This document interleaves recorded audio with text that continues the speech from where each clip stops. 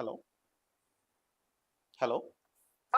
Hello sir. Good చెప్పండి evening madam. Sir. Good evening అండి. చెప్పండి. సార్ అయితే ఒక్క సమస్య సార్. మనకి రిటైర్డ్ ఉద్యోగులు అందరూ వచ్చేస్తారు కదా సార్. అవునండి. 50 మంది. ఓకే. అయితే అవి తీసేస్తామని లిస్ట్ తీస్తామో ఇంకా తీసేస్తామో అని చెప్పారు కదా సార్. అవునండి. ఇప్పటి వరకు దాని మీద ఎవరు స్పందించడం లేదు సార్ అసలు. దేనికి సంబంధించిందండి? అయితే ఏ డిపార్ట్మెంట్ ఇది? యువకులు సార్. హలో. చెప్పండి. హలో. అయితే ఈ యువకులు ఉన్నారు కదా సార్. అయితే వాళ్ళకి ఈ ఉద్యోగ అవకాశాలు పెట్టకుండా మళ్ళా రిటైర్డ్ ఉద్యోగులనే అట్లనే కంటిన్యూ చేస్తున్నారు సార్. ఓకే. మళ్ళీ జాబ్ లో ఉన్న వాళ్ళని తీసేస్తున్నారు సార్. జాబ్ నుంచి కాంట్రాక్ట్ ఉన్న వాళ్ళని కూడా తీసేస్తున్నారు సార్. మళ్ళీ తీసుకోమంటే అసలు వాళ్ళు వినట్లేదు. ఇప్పుడు మా సార్ కూడా అట్లనే తీసేసింది సార్. 10 ఏ years చేసిండు సార్. ఏ జాబ్ అండి? అసలు మీరు ఏ ఉద్యోగం గురించి మాట్లాడుతున్నారు? అది శ్రీనిధి సార్. శ్రీనిధి శ్రీనిధి గురించి మాట్లాడుతున్నారు.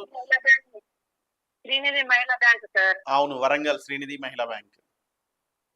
వరంగల్ మన విద్యాసాగర్ రెడ్డి సార్ అని ఉన్నారు సార్. ఓకే. ఎండి. ఓకే. అయితే 10 years చేసింది సార్. అందులో జాబ్ చేస్తే మనకి 1 year అవుతుంది సార్. 1 year అవుతుంది తీసేసి. ఓకే. అయితే మన దయాకర్ సార్, ఎర్రగడ్డి దయాకర్ వాళ్ళందరినీ కలిసాం సార్ చాలా మందిని. ఓకే. అసలు జాబ్ 10 years చేసింది సార్. జాబ్ లో తీసుకోమంటే అసలు తీసుకుంటలేడు సార్. ఏం తప్పు చేయలేదు సార్ అసలు. ఓకే. మాకు 3 పిల్లలు సార్. చాలా ఇబ్బంది ఇప్పుడు అవుతుంది మిమ్మల్ని సార్. ఉద్యోగంలోకి తీసుకోవాలా అమ్మా మీకు? అవును సార్.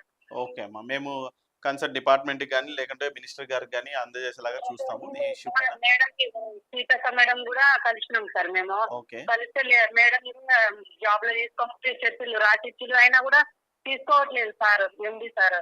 ఓకే. మస్తు ఇబ్బంది అవుతుంది సార్. అందులో కూడా రిటైర్డ్ ఉద్యోగులు ఉన్నారు సార్. ఈ యువకులు చాలా ఇబ్బంది పెడుతున్నారు సార్ అందులో. ఓకే. ఒక మా తేడానే కాదు, చాలా మంది ఉన్నారు అందులో. ఇప్పుడున్న ప్రస్తుత గవర్నమెంట్, ఇప్పుడు ప్రభుత్వం మారింది కదండి. ఎర్రబెల్లి దయాకర్ అంటే పాత గవర్నమెంట్. ఇప్పుడు ప్రభుత్వం మారింది కాబట్టి ఇప్పుడు కడియం శ్రీహరిని గానీ లేదంటే అక్కడ వరంగల్లో ఉన్న సీనియర్ లీడర్స్ ఎవరినైనా కాంగ్రెస్ లీడర్ ని కలవాల్సింది కదా. సీతక్క మేడం అడిగినాం సార్. ఓకే. అయితే మేడం లెటర్ రాసిచ్చింది సార్ జాబ్ లో తీసుకోమని. ఓకే. అయినా కూడా తీసుకోవట్లేదు సార్. ఇప్పుడు మీరు ఒక ఉద్యోగంగా ఒక మాట చెప్పండి. అక్కడ కొన్ని అవకతవకలు జరుగుతున్నాయి. వరంగల్ శ్రీనిధి బ్యాంక్ లో కొన్ని అవకతవకలు జరుగుతున్నాయి అని చెప్పేసి టాక్ నడుస్తా ఉంది. అది ఎంతవరకు కరెక్ట్ అమ్మా? ఎందుకంటే సీనియర్ రిటైర్ ఉద్యోగులు వచ్చి అక్కడ సిస్టమ్ వేసుకొని కూర్చున్నారు. వాళ్ళు ఎవరికి లోన్ శాంక్షన్ చేయట్లేదు, రికవరీ చేయట్లేదు, వాళ్ళు ఇష్టరాజ్యంగా చేస్తున్నారు శ్రీనిధి బ్యాంక్ లో అని చెప్పి. వర్క్ బర్డెన్ కూడా వీళ్ళ మీదనే ఎక్కువ ఉంటుంది సార్. వీళ్ళకు పొద్దున లేస్తారు సార్. పొద్దున్న లేస్తే నైట్ వరకు అటే ఉంటారు సార్. ఇప్పుడు మా భర్తను చూసినా కదా సార్. 10 years చేసాను సార్. మా పిల్లలు 3 సార్. నేను ఒక్కదాన్ని హ్యాండిల్ చేస్తాను సార్. పిల్లల 3 చేసుకుంటా. ఒక్క రోజు కూడా హాస్పిటల్ తీసుకోబోయింది కూడా లేదు సార్. మా పిల్లలను ఫుల్ టార్చర్ అనుభవిస్తాం జాబ్ లో ఉన్నాం. ఓకే అమ్మా.